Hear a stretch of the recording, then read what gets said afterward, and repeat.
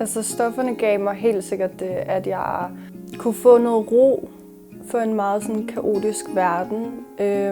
Jeg synes, jeg havde kæmpet i mange år, og jeg synes på det tidspunkt, at jeg havde fortjent at få en pause, fordi at jeg kunne ikke blive ved med at være i sådan en tilstand, hvor jeg bare sådan skulle overleve. Så jeg havde brug for en eller anden pause, og det fik jeg helt sikkert i stofferne. Så det, der ligesom fik mig til at se alvoren, det var, at jeg fik en behandler, som ligesom bidragede med til, at jeg kunne se alvoren omkring mig. På det tidspunkt var jeg lam i benene, og jeg kastede meget op. Jeg kunne ikke indtage noget, og jeg sådan kastede blod op, og fysisk så kunne min krop ikke mere. Men den her behandler fik så ligesom, hun havde bare styr på paragraffer, og sådan ligesom kunne være den der fornuftige, jeg ikke selv kunne være. Og det var rigtig vigtigt for mig, fordi jeg kunne ikke se klart på det tidspunkt. Jeg troede ikke på, at jeg nogensinde kunne nå til en tilstand, hvor jeg kunne holde ud og være i livet, uden at være påvirket af noget. Det var virkelig fantastisk på det tidspunkt, og det var også det, som ligesom blev startskuddet til, at jeg begyndte at tro på verden igen. Og havde mod på at gå ud og prøve det af i hvert fald. Det udkørende tilbud det består af en skræddersyet behandling, der er tilpasset den enkelte borgers behov. Det er primært bygget op omkring samtaler, men kan også være ledsageopgaver, for eksempel kan bistå til møder på jobcentret eller i psykiatrien eller andet.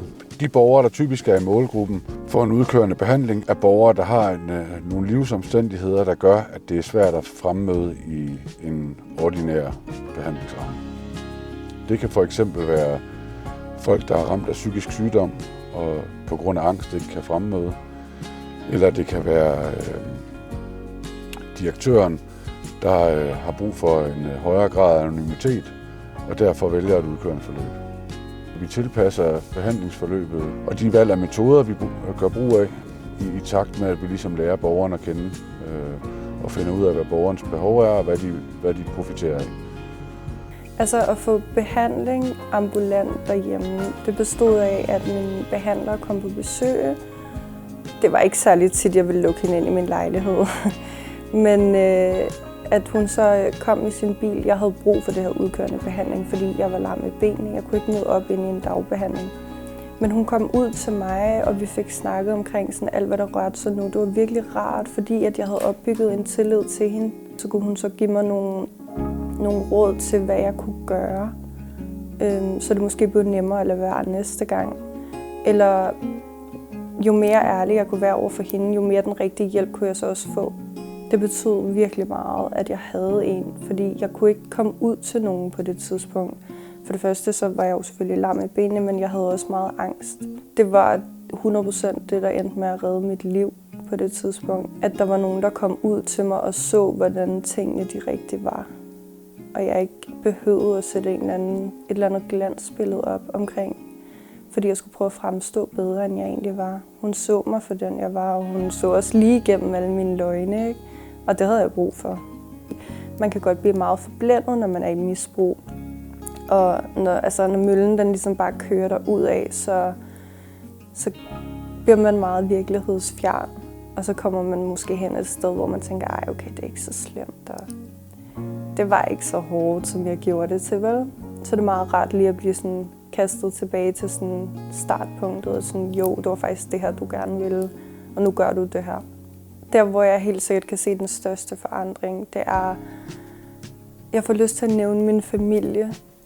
Førhen, der min familie, de lå meget søvnløse. Der var ikke noget tillid. De vidste godt, at hvis jeg havde sagt ja til at komme til en aftale, så var det ikke sikkert, at jeg dukkede op. Og hvis jeg dukkede op, så vidste de aldrig, i hvilken tilstand. De ringede til mig konstant, fordi de var bange for, at om jeg lå død, eller om jeg var rødt tilbagefald. Det, jeg drømmer om i dag, det er, at jeg tror altid, jeg har vidst, hvad jeg har drømt om. Jeg har altid gerne vil være den, jeg selv har manglet. Og i og med, at jeg er kommet op og er i den her tilstand, som jeg er i dag, så kan jeg jo, så er jeg jo et sted, hvor jeg kan gå efter mine drømme, og det er sådan, det er realistisk. Jeg har jo altid sådan vidst, okay, det er her, jeg skal hen. Men det har bare været så urealistisk, og det har været så uvirkeligt nogensinde at skulle komme derhen, fordi jeg har været så begravet i mit misbrug. Og nu, der kan jeg sådan, jeg har søgt ind på uddannelse, jeg er i gang med at finde job. Altså, jeg har over et år clean, så jeg har aldrig nogensinde troet, det skulle ske. Men jeg er i en tilstand nu, hvor jeg kan gå efter mine drømme, og det havde jeg aldrig nogensinde troet på ville ske.